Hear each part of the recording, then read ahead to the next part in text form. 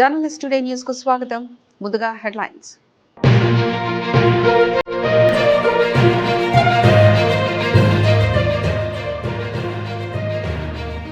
రైతులకు న్యాయం చేయాలి. కోహెడ ఫ్రూట్ మార్కెట్ భూముల విషయంలో కలెక్టర్కు వినతి చేసిన మంచిరెడ్డి కిషన్ రెడ్డి.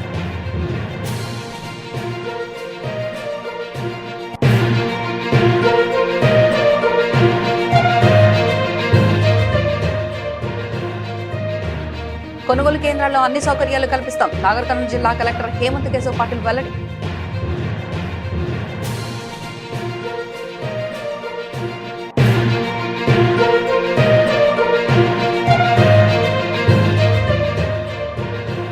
ప్రపంచం మమ్మల్ని వ్యతిరేకిస్తున్న భారత్ అండగా ఉంది. ఇండియన్స్ కు మాపై పిచ్చి అభిమానం ఉందన్న ఇజ్రాయెల్ ప్రధాని నెతాన్యాహు.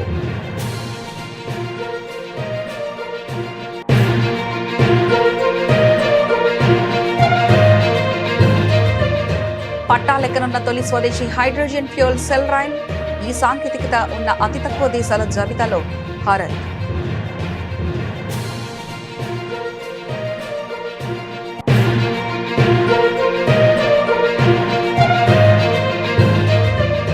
ముఖ్యమంత్రి పదవికి సిద్ధరామయ్య రాజీనామా. తదుపరి సీఎం డీకే అని ప్రకటన.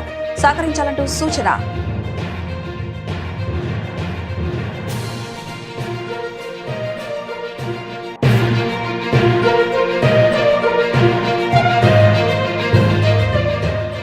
అవును జాతీయ జంతువుగా ప్రకటించి బీఫ్ ఎగుమతులపై నిషేధం విధించాలి. డిమాండ్ చేసిన దర్భంగా ముస్లిం సమాజం.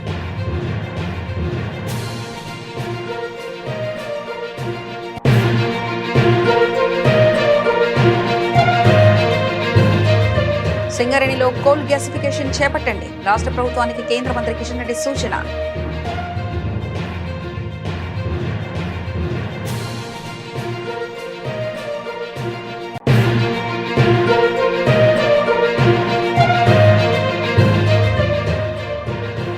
అనుమతులు లేని పాఠశాలలపై చర్యలు తీసుకోవాలి. AISF demand.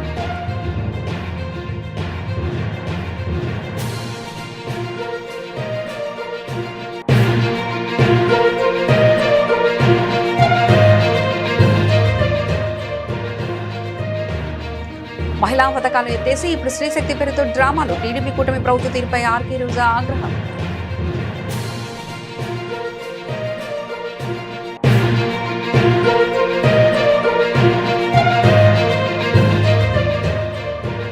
డిఎస్సీ దగా బయటపడడంతో మహానాడులో డ్రామా. వైసీపీ అధికార ప్రతినిధి నాగమల్లేశ్వరి ఫైర్.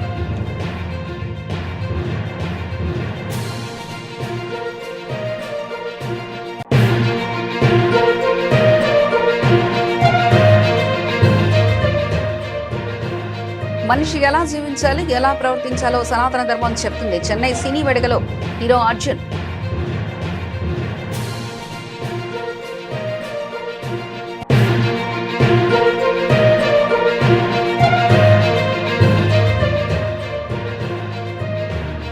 తిరోగమనానికి బ్రేక్. మళ్లీ పెరిగిన పసిడి ధరలు.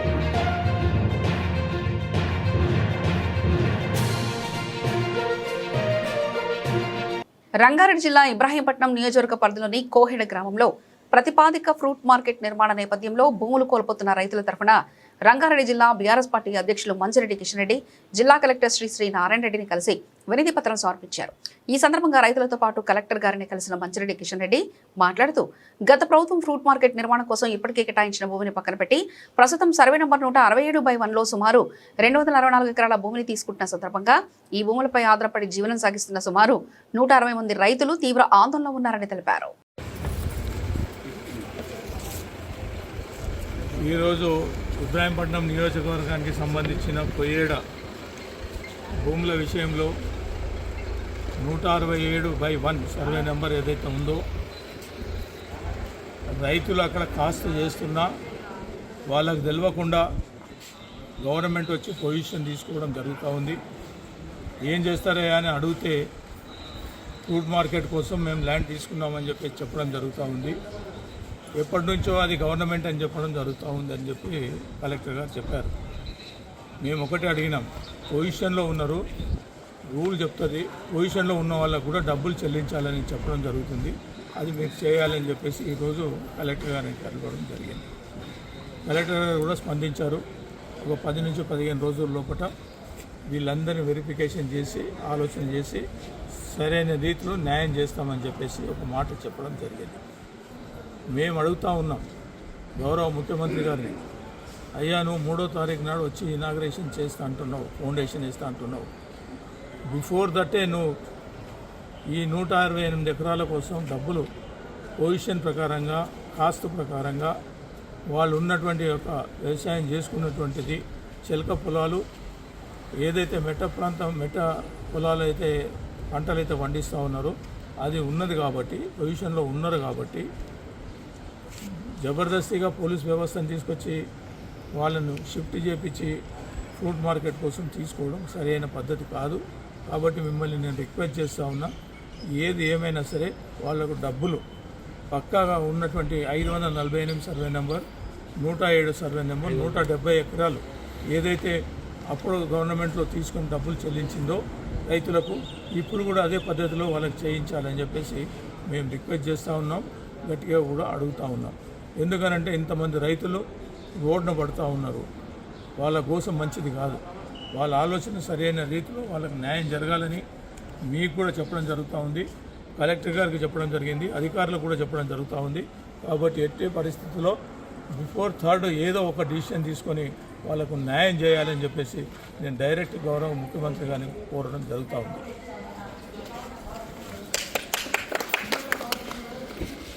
ఇటీవల కురిసిన అకాల వర్షాల కారణంగా రైతులు ఎదుర్కొన్న నష్టాన్ని దృష్టిలో ఉంచుకొని తడిసిన ప్రతి గింజను కూడా ప్రభుత్వం మద్దతు ధర ఎంఎస్పీ ప్రకారం కొనుగోలు చేశామని జిల్లా కలెక్టర్ హేమంత్ కేశవ్ పాటిల్ ప్రకటించారు. ఈ విషయంపై మీడియా ప్రతినిధులు కూడా రైతులకు సరైన సమాచారం చేరవేసి అవగాహన కల్పించాలని కలెక్టర్ కోరారు. ప్రభుత్వం రైతుల ప్రయోజనాలు కాపాడేందుకు కట్టుబడి ఉందని, తడిసిన ధాన్యం కొనుగోలు విషయంలో ఎలాంటి అపోహలు నమ్మవద్దని రైతులకు తెలియజేయాలని సూచించారు. రైతులకు నమ్మకం కలిగించే విధంగా మీడియా సహకారం అవసరమని జిల్లా కలెక్టర్ కోరారు. శుక్రవారం కలెక్టరేట్లోని వీడియో కాన్ఫరెన్స్ సమావేశ మందిరంలో వరి మొక్కజొన్న కొనుగోలు ప్రక్రియపై ఏర్పాటు చేసిన మీడియా సమావేశంలో అదనపు కలెక్టర్ అమరేందర్తో కలిసి కలెక్టర్ ఈ వివరాలు వెల్లడించారు. నాగర్ కర్నూలు జిల్లాలో ఇటీవల కురిసిన అకాల వర్షాల వల్ల ముఖ్యంగా కోత దశలో ఉన్న వరి పంట తీవ్రంగా దెబ్బతిందని, రైతులు ఆందోళనకు గురయ్యారని ఆయన తెలిపారు. మన దగ్గర ఇప్పటివరకు 35,000 మెట్రిక్ టన్ కొనుగోలు జరిగింది ఐడి. ఇంకా మనకి మినిమం 1 lakh మెట్రిక్ టన్ వస్తుందని అనుకుంటున్నాం. మొక్కజొన్నకు వచ్చేసి యాక్చువల్లీ బంపర్ క్రాప్ వచ్చింది. మనకి ఇప్పటివరకే 1.75 lakh మెట్రిక్ టన్ కొనుగోలు చేయడం జరిగింది. దీంట్లో ముఖ్య సమస్య ఏముంది అంటే కొనుగోలు చేసిన మొక్కజొన్నలో కొన్ని పిఎస్ఎస్ సెంటర్లో పెండింగ్ ఉంది. అది ట్రాన్స్పోర్ట్ సమస్య వల్ల, లేకపోతే హమాలీ సమస్య వల్ల, దిగడానికి లేకపోతే లోడింగ్కి ఇబ్బంది వల్ల కొంత ట్రాన్స్పోర్ట్ చేయడానికి పెండింగ్ ఉంది. బట్ రైతులకి మాత్రం అది కాటా చేసి మెసేజ్ పంపడం జరిగింది. సో ఇప్పుడు ప్రాక్టికల్గా చూసేసి ఆ ధాన్యం మాత్రం మనదే. సో మనమే ట్రాన్స్పోర్ట్ చేస్తాము, స్టోరేజ్ స్పేస్ చూసి ట్రాన్స్పోర్ట్ అరేంజ్ చేస్తాం.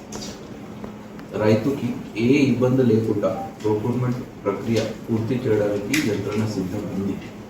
అకాల వర్షం వల్ల ఉపాధి హామీ పథకం పనులను మరింతగా సమర్థవంతంగా నిర్వహిస్తూ గ్రామీణ ప్రాంతాల్లో నీటి వనరుల పరిరక్షణకు ప్రత్యేక ప్రాధాన్యత ఇవ్వాలని హేమంత్ కేశవ్ పాటిల్ అధికారులకు సూచించారు. శుక్రవారం ఉదయం నాగర్ కర్నూలు నియోజకవర్గ పరిధిలో బిజినపల్లి మండల కేంద్రంలో కానుగలకుంట చెరువులో కొనసాగుతున్న పూడికతీత ఉపాధి హామీ పనులను జిల్లా కలెక్టర్ ప్రత్యక్షంగా పరిశీలించారు. ఈ సందర్భంగా చెరువులో జరుగుతున్న పనుల పురోగతి, పనుల్లో పాల్గొంటున్న కూలీల సంఖ్య, రోజువారీ పనితీరు గురించి సంబంధిత అధికారులను అడిగి తెలుసుకున్నారు. చెరువు పూడిక తొలగింపు పనులను నాణ్యతా ప్రమాణాలకు అనుగుణంగా చేపట్టాలని, పనులను వేగవంతంగా పూర్తి చేసి రైతులకు ఉపయోగపడేలా చర్యలు తీసుకోవాలని సూచించారు. కూలీలతో మాట్లాడిన కలెక్టర్ ప్రభుత్వం అమలు చేస్తున్న ఉపాధి హామీ పథకం ద్వారా వారికి కలుగుతున్న ప్రయోజనాలపై ఆరా తీశారు. ఇజ్రాయెల్ ప్రధాని బెంజమిన్ నెతన్యాహు మరోసారి భారత్పై తనకున్న ప్రత్యేక అభిమానాన్ని చాటుకున్నారు. ప్రపంచవ్యాప్తంగా తమ దేశం ప్రతిష్టను దెబ్బతీసే ప్రయత్నాలు జరుగుతున్నాయని, కానీ భారత్లో మాత్రం తమకు అద్భుతమైన మద్దతు లభిస్తుందంటూ ఆయన అన్నారు. గురువారం వెస్ట్ బ్యాంక్లో జరిగిన ఒక సదస్సులో ఆయన మాట్లాడుతూ ఈ ఆసక్తికరమైన వ్యాఖ్యలు చేశారు. భారత్ ఒక అతిపెద్ద శక్తి. ఆ దేశంతో మాకు ఒక ప్రత్యేకమైన సంబంధం ఉంది. ప్రపంచంలోని చాలా దేశాల్లో మా ప్రతిష్టకు సవాల్ ఎదురవుతుంది, కానీ ఇండియాలో మాత్రం మాకు ఎలాంటి సమస్య లేదు. అక్కడ ఇజ్రాయెల్ పట్ల ప్రజల్లో పిచ్చి అభిమానం ఉంది. అది నిజంగా అసాధారణమని నెతన్యాహు పేర్కొన్నారు. ప్రపంచంలో మరో దేశం లేనంతగా భారత్ నుంచి తనకు ఎక్కువ మంది ఫాలోవర్లు ఉన్నారని ఆయన తెలిపారు. దేశంలోని తొలి హైడ్రోజన్ రైలు పట్టాలెక్కడానికి రంగం సిద్ధమైంది. పర్యావరణ హిత సుస్థిర రవాణా వ్యవస్థను అందుబాటులోకి తీసుకొచ్చే క్రమంలో భాగంగా భారతీయ రైల్వే కీలక ముందడుగు వేసింది. హర్యానాలోని ఉత్తర రైల్వే పరిధి జింద్ సోనీపట్ సెక్షన్ల మధ్య ఈ రైలును ప్రవేశపెట్టడానికి రైల్వే శాఖ ఆమోదం తెలిపింది. ఇది సాధారణ రైలులా కాకుండా మెట్రో రైలుగా 10 బోగీలతో ఒక set 10 car hydrogen fuel train సెట్గా ఉంటుంది. 1200 కిలోవాట్ సామర్థ్యం కలిగిన హైడ్రోజన్ ఫ్యూయల్ సెల్ ప్రొపల్షన్ సిస్టంతో నడిచే రైలు గరిష్ట వేగం గంటకు 75 కిలోమీటర్లు. ప్రస్తుతం హైడ్రోజన్ ఇంధనంతో రైళ్లను నడిపే సాంకేతిక పరిజ్ఞానం జర్మనీ, జపాన్, చైనా, అమెరికాల వంటి దేశాల వద్ద మాత్రమే ఉంది. ఇప్పుడు ఆ జాబితాలో భారత్ కూడా చేరనుంది. నవకల్పనలో ఇంధన సామర్థ్యం, పర్యావరణ హితరవాణ వంటి వారి పట్ల తమకున్న చిత్తశుద్ధికి ఇది నిదర్శనమని, భారత్ను కర్బన కాలుష్యం లేని దేశంగా మార్చాలన్న లక్ష్యానికి ఇది ఊతమిస్తుందని భారతీయ రైల్వే తెలిపింది. ప్రమాదాలను నివారించడం కోసం హైడ్రోజన్ తయారీ, నిల్వ, ఇంధనం నింపే కేంద్రాల వద్ద హైడ్రోజన్ లీక్ అయితే పసిగట్టే డిటెక్టర్లు, మంటలను గుర్తించే డిటెక్టర్లు వంటి భద్రతా పరికరాలను ఏర్పాటు చేసింది. హైడ్రోజన్ ఇంధనం నింపే వ్యవస్థను 24 గంటలు పర్యవేక్షిస్తారు. అలాగే కీలకమైన పనుల కోసం ప్రత్యేక శిక్షణ పొందిన ధృవీకరించిన సిబ్బందిని మాత్రమే నియమిస్తారు. ప్రారంభ దశలో ఈ రైలు ప్రయాణంలో ఎలాంటి ఇబ్బందులు వచ్చినా సరిచేయడానికి, అసలు ఇబ్బందులు రాకుండా చూసుకోవడానికి సుశక్తులైన సాంకేతిక నిపుణులు రైల్లోనే ప్రయాణిస్తారు.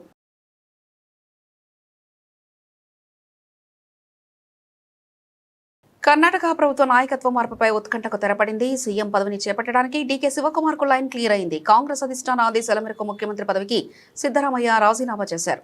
మంత్రులతో కలిసి ఆయన లోక్ భవన్కు వెళ్లారు.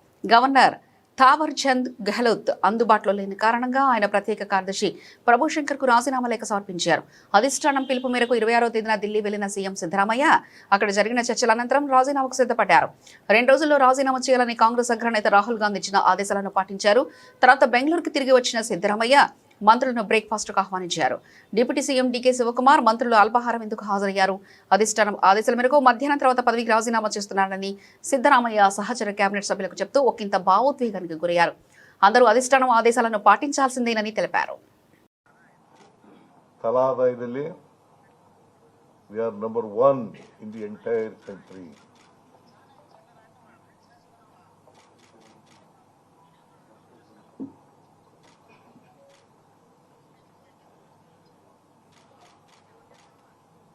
GST collection ನಲ್ಲಿ we are number 2 in the entire country.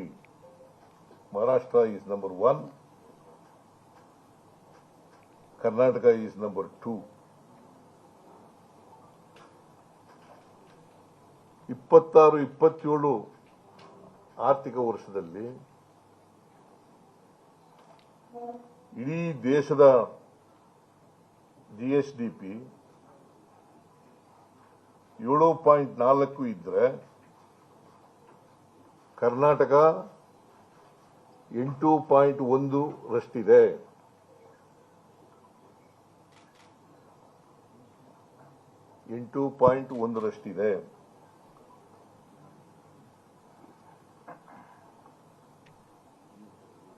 ಸಿದ್ದರಾಮಯ್ಯನವರು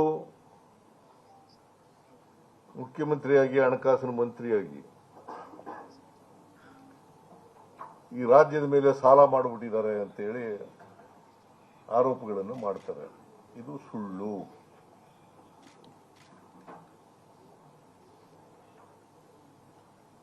ಸುಳ್ಳು ಆರೋಪ, ರಾಜಕಾರಣಕ್ಕೋಸ್ಕರ ಮಾಡ್ತಕ್ಕಂಥ ಆರೋಪ.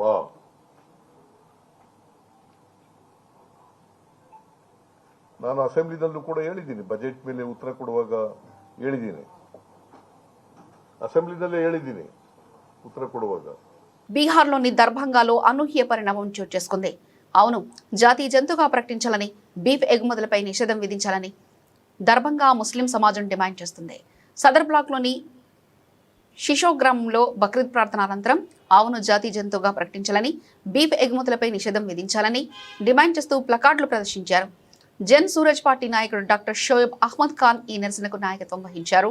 ఈ సందర్భంగా మాట్లాడుతూ ఆవును జాతీయ జంతువుగా ప్రకటించాలనే డిమాండ్ను తాను గతంలో పలు వేదికల నుంచి లేవనెత్తానని ఆయన తెలిపారు.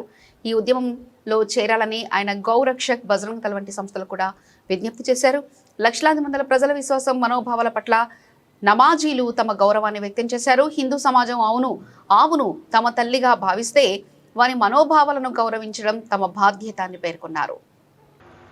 क्योंकि गाय के नाम पर जो गंदी सियासत हो रही है और मुसलमानों को जहां तहां मारा जा रहा है, तो मैं और पूरे मुसलमान जितने कौम है ये चाहते हैं कि गाय को राष्ट्रीय पशु घोषित कर दिया जाए। और जिस तरह से स्लॉटर हाउस चल रहा है और रोज लाखों लाख गाय को काट करके विदेशों में सप्लाई किया जाता है, तो उस वक्त में इन लोगों की जो आस्था है वो आहत नहीं होती है। तो आज ये मुसलमान चाहता है कि गाय को राष्ट्रीय पशु घोषित कर दिया जाए। हमारे जमीयतुल उलमा उनका भी ऐलान रहा है कि पूरे हिंदुस्तान में गाय की बलि अब नहीं दी जाएगी, गाय नहीं कटेगी और न कोई खाएगा और न कोई बेचेगा। एक ऐसा कानून बनाया जाए कि बेचने वाले को भी सजा हो, खाने और काटने वाले को भी सजा हो। बेबात का मटन के नाम पर आपने देखा होगा कि पहलू खान को मारा गया, और जिस तरह से आप मटन बीफ सप्लाई कर रहे हैं और अलग अलग जितने भी जो स्लॉटर हाउस हैं वो कोई मुसलमान एक दो है, बाकी सारे के सारे हिंदू भाई ही काम कर रहे हैं। जब आपकी आस्था है, जब आप ये चाहते हैं कि गाय जो है वो हमारी माता है, तो सारा मुसलमान आपके साथ में है। अब हम लोग जो है गाय का कोई बलि नहीं देंगे और नहीं खाएगा और न कटेगा। తెలంగాణ ప్రభుత్వం సింగరేణి సంస్థలో కోల్ గ్యాసిఫికేషన్ బొగ్గును రసాయన ప్రక్రియ ద్వారా ఇంధనంగా ఉపయోగపడే సిన్ గ్యాస్ గా మార్చడం ప్రాజెక్టును ప్రారంభించాలని కేంద్ర బొగ్గు గనుల మంత్రి కిషన్ రెడ్డి సూచించారు.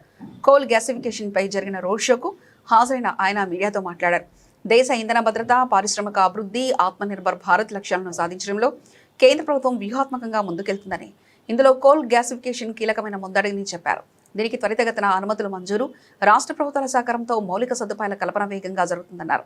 2014లో కేంద్రం 8,500 కోట్లతో కోల్ గ్యాసిఫికేషన్ పథకం మొదటి దశను ప్రారంభించగా మంచి స్పందన వచ్చిందని, తక్కువ సమయంలోనే 8 ప్రాజెక్టులు ముందుకొచ్చాయని తెలిపారు.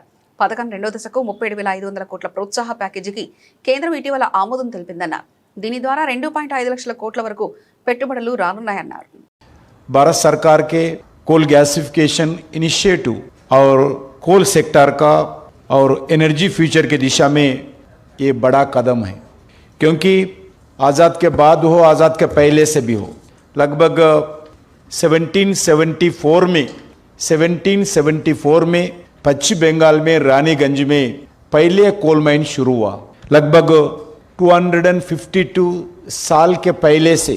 मगर उसके बाद जितने भी कोल सेक्टर में काम हुआ है, जितने भी इनिशिएटिव्स प्राइवेट सेक्टर में, गवर्नमेंट सेक्टर में ब्रिटिश के समय जितने भी हुआ है, उसके बाद एक नया कोल सेक्टर में नया रेवोल्यूशन इस कोल गैसिफिकेशन के द्वारा भारत सरकार के द्वारा भारत में आज के बाद इस कार्यक्रम के बाद शुरू होने वाला है। क्योंकि आपको मालूम है नरेंद्र मोदी जी के नेतृत्व में कोल सेक्टर में हम नया अलग अलग रिफॉर्म्स ला रहे हैं। 2014 के पहले भी कोल सेक्टर के बारे में फ्रंट पेज न्यूज होता था, ब्रेकिंग न्यूज होता था, हेडलाइंस न्यूज होता था, मगर वो न्यूज नेगेटिव न्यूज होता था। 2014 के पहले जितने भी कोल सेक्टर के news front page, head news, breaking news होता था, वो सब नेगेटिव न्यूज భారత్ మే ప్రచార ప్రసార్. ప్రభుత్వ నిబంధనలకు విరుద్ధంగా ముందస్తు ప్రవేశాల ప్రచారాల నిర్వహిస్తున్న ఎరా ఇంటర్నేషనల్ పాఠశాలపై చర్యలు తీసుకోవాలని, అనుమతులు లేకుండా నడుస్తున్న బిఎస్ ఇంటర్నేషనల్ పాఠశాలను సీజ్ చేయాలని ఏఐఎస్ఎఫ్ ఆధ్వర్యంలో అనంతపురం జిల్లాలో విద్యాశాఖ అధికారి కార్యాలయం ఎదుట ధర్నా నిర్వహించారు. ఏఐఎస్ఎఫ్ జిల్లా అధ్యక్షుడు హనుమంత నాయుడు, ప్రధాన కార్యదర్శి కుల్లాయి స్వామి మాట్లాడుతూ జిల్లాలో ఎల్ఈడి తెరల ద్వారా ముందస్తు ప్రవేశాల ప్రచారాలు నిర్వహిస్తూ అధిక ఫీజులు మరియు పుస్తకాల పేరుతో తల్లిదండ్రులను దోపిడీ చేస్తున్నారని ఆరోపించారు. గార్లదిన్నలోని బిఎస్ ఇంటర్నేషనల్ పాఠశాలకు సరైన అనుమతులు లేకపోయినా ప్రవేశాలు చేపడుతున్నారని, ఎల్కేజీకి 1.80 లక్షల వరకు ఫీజులు వసూలు చేస్తున్నారని విమర్శించారు. అనంతపురం నగరంలో నిబంధనలకు విరుద్ధంగా అక్షరాల పేరుతో లక్షల వ్యాపారం చేస్తున్న ఎరా ఇంటర్నేషనల్ పాఠశాల పైన, అనుమతులు లేకుండా నడుపుతున్న బిఎస్ ఇంటర్నేషనల్ పాఠశాల పైన, అదేవిధంగా జిల్లా విద్యాశాఖ అధికారుల ఆదేశాలను తుంగలో తొక్కుతూ విచ్చలవిడిగా ముందస్తు అడ్మిషన్లు చేస్తున్నటువంటి నారాయణ, శ్రీ చైతన్య, భాష్యము, ఎస్ఆర్, కార్పొరేట్ ప్రైవేట్ విద్యా సంస్థల పైన చర్యలు తీసుకోవాలని ఈరోజు ఏఐఎస్ఎఫ్ ఆధ్వర్యంలో డిఈఓ కార్యాలయం దగ్గర ధర్నా కార్యక్రమం చేపట్టడం జరిగింది.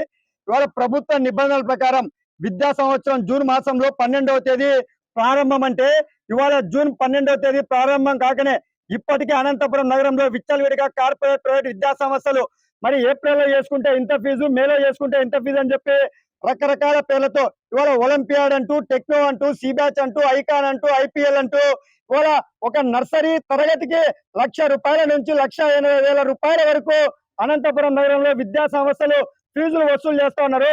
ఇవాళ కార్పొరేట్ విద్యా సంస్థల ఫీజుల దోపిడీకి వ్యతిరేకంగా ఏఐఎస్ఎఫ్ ఇప్పటికే ఆందోళన కార్యక్రమాల రూపంలో చేశాం. ఇదే జిల్లా విద్యాశాఖ అధికారులకు మరి వినతి పత్రాలు ఇచ్చాం. ఆధారాలతో సహా అందజేసా కూడా జిల్లా విద్యాశాఖ అధికారులు ఇంతవరకు ఏ ఒక్క విద్యా సంస్థ పైన కూడా యాక్షన్ తీసుకోలేదు. ఇదే అనంతపురం నగరంలో ఇవాళ ఒక రాజకీయ నాయకులకు సంబంధించినటువంటి ఒక కార్పొరేట్ విద్యా సంస్థల్లో విచ్చలవిడిగా ఒక ఎల్ఈడి స్క్రీన్ వేసుకొని ఎరా ఇంటర్నేషనల్ పాఠశాల జిల్లా వ్యాప్తంగా మరి సాయంత్రం వేళల్లో ప్రచారాలు నిర్వహిస్తా ఉన్నారు. దాన్ని ఏఎస్ఎఫ్ గా మేము అడ్డుకుంటే మీరు ఎవరికి చెప్పుకుంటారో చెప్పుకోండి. మాకు జిల్లా విద్యాశాఖ అధికారులే అనుమతులు జారీ చేశారు. మీరు కేసు అయినా పెట్టుకోండి, ఏమైనా పెట్టుకోండి, మేము అడ్మిషన్లు చేసేదే అని చెప్పి. Telugu Desam party hybrid Mahanadu utter flop గా మారిందని మాజీ మంత్రి వైఎస్ఆర్సీపీ అధికార ప్రతినిధి ఆర్కే రోజా స్పష్టం చేశారు. డిజిటల్ స్క్రీన్లు ఏర్పాటు చేసి మహానాడు నిర్వహిస్తున్నప్పటికీ టీడీపీ కార్యకర్తలే ఆ స్క్రీన్ల ముందు కూర్చోవడం లేదని ఆమె వెల్లడించారు. బీర్లు, బిర్యానీలు ఇచ్చినా సభలకు స్పందన లేకపోవడం కూటమి ప్రభుత్వంపై ప్రజల్లో నెలకొన్న అసంతృప్తికి నిదర్శనమని తేల్చి చెప్పారు. మహానాడులో ప్రజలకు సమాధానాలు ఇవ్వాల్సింది పోయి జగన్ గారిపై వ్యక్తిగత విమర్శలకే టీడీపీ నేతలు పరిమితమయ్యారని మండిపడ్డారు. 2 ఏళ్ల పాలనలో ప్రజలకు ఇచ్చిన హామీలో ఒక్కటి కూడా అమలు చేయలేకపోయిన ప్రభుత్వం ఇప్పుడు డైవర్షన్ రాజకీయాలకు పాల్పడుతుందని రోజా ధ్వజమెత్తారు. మాటి మాటికి గొడ్డలి పార్టీ ఏ విషయం అడిగినా కూడా మహిళలకు మీరు హామీలు ఇచ్చారు కదయ్యా, మహిళా శక్తి అని ఒక పేరు పెట్టుకున్నారు స్టేజ్ కి. మరి ఏదయ్యా ఆడబిడ్డనిది అంటే తల్లి చెల్లి గొడ్డలి పార్టీ. ఏదయ్యా నిరుద్యోగ భృతి లేదా ఉద్యోగాలు ఇస్తామన్నారు అంటే తల్లి చెల్లి గొడ్డలి పార్టీ. ఏదయ్యా డ్వాక్రా 0 వడ్డీ రుణాలు అంటే తల్లి చెల్లి గొడ్డలి పార్టీ. అయ్యా అమరావతిలో మీరు చేసే దోపిడీని ఆపండి అయ్యా అంటే తల్లి చెల్లి గొడ్డలి పార్టీ. అంటే ఈ ప్రభుత్వానికి సమాధానం చెప్పడానికి సమాధానం లేదు. డైవర్షన్ పాలిటిక్స్ తో ఎప్పుడు చూసినా తల్లి చెల్లి గొడ్డలి అంటూ మాట్లాడుతున్నారు. ఈరోజు నేను సూటిగా తెలుగుదేశం పార్టీ హోంమంత్రి అనిత గారిని వాళ్ళ మంత్రుల్ని అడుగుతున్నాను. అమ్మా, మీ చంద్రబాబు నాయుడు తన ఆస్తుల్లో తల్లి చెల్లికి ఎంత ఇచ్చారో ఒకసారి చెప్తావమ్మా? హెరిటేజ్ ఆస్తుల్లో తల్లి చెల్లికి ఎంత ఇచ్చారో ఒకసారి చెప్తారమ్మా? ఈ రోజు లెక్కలు చెప్పడానికి మీ నాయకుడి దగ్గర, ఆయన కొడుకు దగ్గర సమాధానం లేదు. ఎందుకంటే ఈ రోజు వాటికి వాళ్ళ తల్లి ఎలా ఉంటుందో ప్రపంచానికి తెలియదు, వాళ్ళ చెల్లెళ్ళు అక్కలు ఎలా ఉంటారో ప్రపంచానికి తెలియదు. వాళ్ళందరినీ ఎక్కడో అట్టడుగున పడేసి తాను మాత్రం మోసాలతో వెన్నుపోట్లతో ఈరోజు ముఖ్యమంత్రి స్థాయికి ఎదిగి ఈరోజు తాను, తన పెళ్ళాం, తన కొడుకు, తన కోడలు. మెగా డిఎస్సీ స్కామ్ బయటపడడంతో రాష్ట్ర వ్యాప్తంగా కూటమి ప్రభుత్వంపై తీవ్ర వ్యతిరేకత వ్యక్తమవుతున్న పరిస్థితుల్లో ప్రజల దృష్టి మళ్లించేందుకు టీడీపీ మహానాడులో రాజకీయ డ్రామాకు తెరలేపారని వైఎస్ఆర్సీపీ అధికార ప్రతినిధి నాగమల్లీశ్వరి ఫైర్ అయ్యారు. తొలి సంతకం అంటూ నానా హడావిడి చేసి నిర్వహించిన డిఎస్సీ 2025లో ప్రభుత్వం పెద్ద స్కామ్ చేసిందని ఆమె ఆరోపించారు. అందుకే అది మెగా డిఎస్సీ కాదని ఒక దగా డిఎస్సీ అని అభివర్ణించారు. మీ మహానాడు పెట్టుకోవడానికి మీ ఉద్దేశం ఏంటని మీరు పెట్టారు అని అనేది రాష్ట్రంలో ఉన్నటువంటి ప్రజలకైతే క్లారిటీ ఇచ్చారు. అందుకు మీకు ధన్యవాదాలు చెప్తాను. ఎందుకంటే మీరు ఈ 2 సంవత్సరాలు ఉద్ధరించిందేంటి, ఈ 2 సంవత్సరాలు రాష్ట్ర అభివృద్ధి కోసం చేసిందేంటి, ఈ 2 సంవత్సరాలు సంక్షేమం కోసం చేసిందేంటి అది చెప్పట్లేదు ఎక్కడానా. రాబో రోజులలో ఏమన్నా చేస్తాము, రాబో రోజులు ఉన్నటువంటి పథకాలు ఇవ్వలేనివి ఏమన్నా ఇస్తాము, మహిళలకి రక్షణ కల్పిస్తాము, ఇలాంటి మాటలు మాట్లాడలేదు. ఓన్లీ జగన్మోహన్ రెడ్డి గారిని తిట్టడానికి, జగన్మోహన్ రెడ్డి గారిని దూషించడానికి, జగన్మోహన్ రెడ్డి గారిని నానా మాటలు అనడానికి, జగన్మోహన్ రెడ్డి గారి కాలి గోటికి కూడా సమానం అవ్వనటువంటి వ్యక్తులతో మీరు మాట్లాడించి మీ స్థాయిని, మహానాడు స్థాయిని తగ్గించినటువంటి క్రెడిబిలిటీ ఎవరికన్నా దక్కుతుందయ్యా ఈ రాష్ట్రంలో అంటే మన సకల శాఖ మంత్రి లోకేష్ బాబు గారికి. ఇవాళ రాష్ట్రంలో ఉన్నటువంటి ప్రజలందరూ అంటే వాళ్ళంతా అమాయకులు అనుకొని వాళ్ళ చెవులో పూలు పెడదామని చెప్పేసి మీరు మాట్లాడుతున్నటువంటి మాటలన్నీ చాలా హాస్యాస్పదంగా ఉంది. 164 మంది ఎమ్మెల్యేలు ఉన్నప్పటికీ కూడా 1164 సార్లు జగన్మోహన్ రెడ్డి గారు జపం చేస్తున్నారంటే మీరు ఎందుకు మహానాడు పెట్టారు అని అనేది క్లారిటీగా అర్థమైపోయింది. స్త్రీ శక్తి కోసం మాట్లాడుతున్నారు. అక్కడ చాలా ఉద్ధారకులు, స్త్రీల కోసం పోరాడి శ్రమించినటువంటి ఉద్ధారకులు ఉన్నట్టు మాట్లాడుతున్నటువంటి మిమ్మల్ని కొన్ని మాటలు అడుగుతాను ఒక మహిళగా. తమిళనాడులో సనాతన ధర్మంపై గత కొంతకాలంగా చర్చ సాగుతుంది. సనాతన ధర్మాన్ని నిర్మించాలని డీఎంకే అది ఉదయనిధి స్టాలిన్ చేసిన వ్యాఖ్యలు తీవ్ర దుమారం రేపాయి.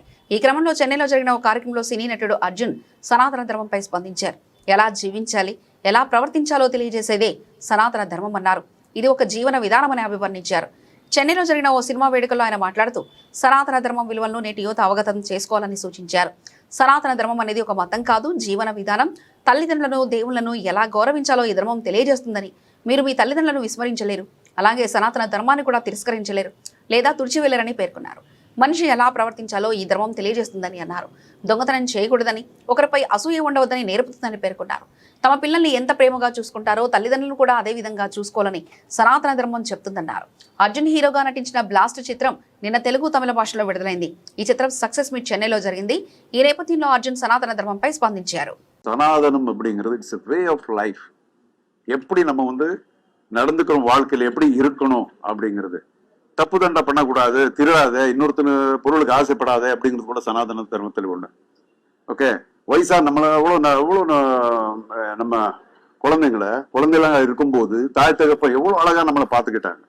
ஸோ வயசான காலத்துல அவங்கள நம்ம அப்படியே பார்த்துக்கணும், கடவுள் மாதிரி பார்த்துக்கணும் அப்படிங்கிறது கூட சனாதன தர்மம் சொல்லுது. ஸோ இந்த சனாதன தர்மம் இருக்கக்கூடாதுன்னா அவங்க அப்பா அம்மாவை வெளியே துரத்துடணும். முடியுமா? இட் இஸ் நாட் சனாதன தர்மங்கிறது இட்ஸ் நாட் ஒரு ரிலிஜன் கிடையாது, it's way of life. So அது எல்லாரும் புரிஞ்சுக்கிட்டா, எனக்கு தெரிஞ்ச அளவுக்கு நான் சொல்லிட்டு இருக்கேன், எல்லாரும் அது புரிஞ்சுக்கிட்டா நல்லா இருக்கும். గత 3 రోజులుగా భారత్ లో వరుసగా తగ్గిన బంగారం ధరలు నేడు ఒక్కసారిగా యూటర్న్ తీసుకున్నాయి. 2 రోజుల తిరోగమనానికి బ్రేక్ పెట్టిన వెండి ధరలు కూడా నేడు ఓ మోస్తారు స్థాయిలో పెరిగాయి. గుడ్ రిటర్న్స్ వెబ్సైట్ ప్రకారం నేడు మే 29 ఉదయం 11 గంటల సమయంలో హైదరాబాద్ బులియన్ మార్కెట్లో 24 క్యారెట్ల 10 గ్రాముల పసిడి ధర 1,50,640కి ఎగబాకింది. నిన్నటి ముగింపుతో పోలిస్తే 1,580 మేర పెరిగింది. 22 క్యారెట్ల ఆర్నమెంటల్ పసిడి ధర కూడా 1,450 రూపాయల మేర పెరిగి 1,44,500కు చేరింది. వెండి ధరలో కూడా ఒక మోస్తారు పెరుగుదల నమోదైంది. నిన్నటితో పోలిస్తే కిలో వెండి ధర 5,000 మేర పెరిగి 2.9 లక్షలకు ఎగబాకింది. విజయవాడలో కూడా ఇవే రేట్స్ ఉన్నాయి. దేశవ్యాప్తంగా 24 క్యారెట్ల పసిడి ధర సగటున 1,550 రూపాయల మేర పెరిగింది. వెండి రేట్లో కూడా సగటున 5,000 మేర పెరుగుదల కనిపించింది. చెన్నైలో ప్రస్తుతం 24 క్యారెట్ల 10 గ్రాముల పసిడి ధర 1,59,280గా ఉంది. 22 క్యారెట్ల బంగారం ధర 1,46,000గా ఉంది. ఇక ముంబైలో 24 క్యారెట్ల బంగారం ధర 1,57,640గా, 22 క్యారెట్ల పసిడి ధర 1,44,500గా ఉంది. దేశ రాజధాని న్యూఢిల్లీలో 24 క్యారెట్ల 10 గ్రాముల బంగారం ధర 1,57,790 వద్ద కొనసాగుతుండగా 22 క్యారెట్ల పసిడి ధర 1,44,650గా ఉంది. అంతర్జాతీయ మార్కెట్లో ఔన్స్ 31.10 గ్రాముల బంగారం ధర $4,514 వద్ద, ఔన్స్ వెండి ధర $75 వద్ద తచ్చాడుతుంది. బులెటిన్ ముగించే ముందు హెడ్లైన్స్ మరోసారి చూద్దాం.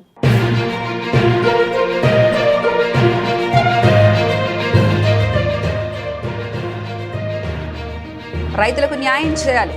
కోహెడ ఫ్రూట్ మార్కెట్ భూముల విషయంలో కలెక్టర్కు వినతి చేసిన మంచిరెడ్డి కిషన్ రెడ్డి.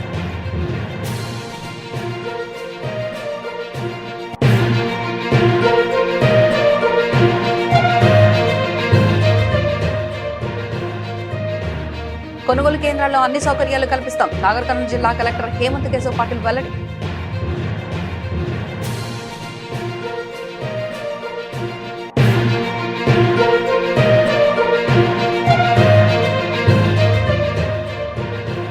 ప్రపంచం మమ్మల్ని వ్యతిరేకిస్తున్న భారత్ అండగా ఉంది. ఇండియన్స్ కు మాపై పిచ్చి అభిమానం ఉందన్న ఇజ్రాయెల్ ప్రధాని నెతాన్యాహు.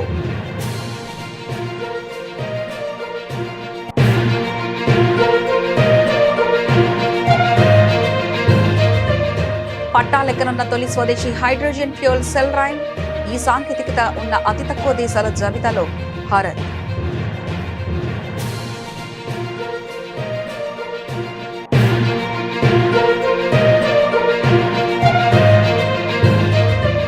ముఖ్యమంత్రి పదవికి సిద్ధరామయ్య రాజీనామా. తదుపరి సీఎం డీకే అని ప్రకటన. సహకరించాలంటూ సూచన.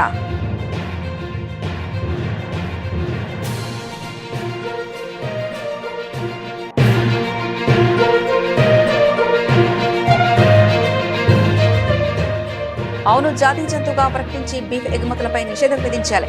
డిమాండ్ చేసిన దర్భంగా ముస్లిం సమాజ్.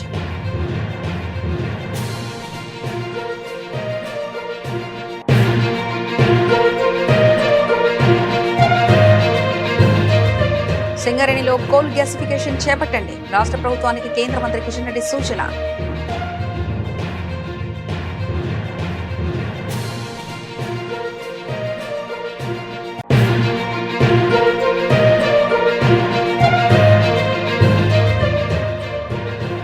అనుమతులు లేని పాఠశాలలపై చర్యలు తీసుకోవాలి. AISF demand.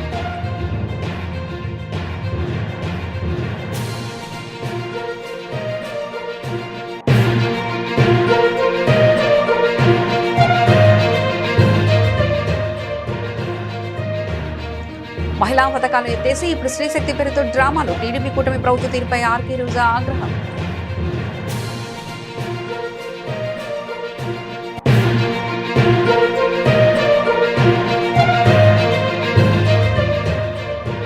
డిఎస్సీ దగా బయటపడడంతో మహానాడులో డ్రామా. వైసీపీ అధికార ప్రతినిధి నాగమల్లేశ్వరి ఫైర్.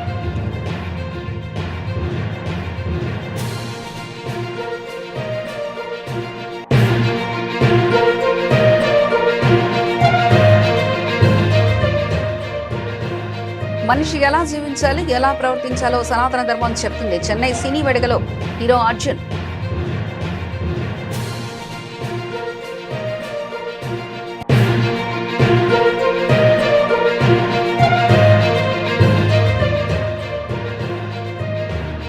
తిరోగమనానికి బ్రేక్. మళ్లీ పెరిగిన పసిడి ధరలు.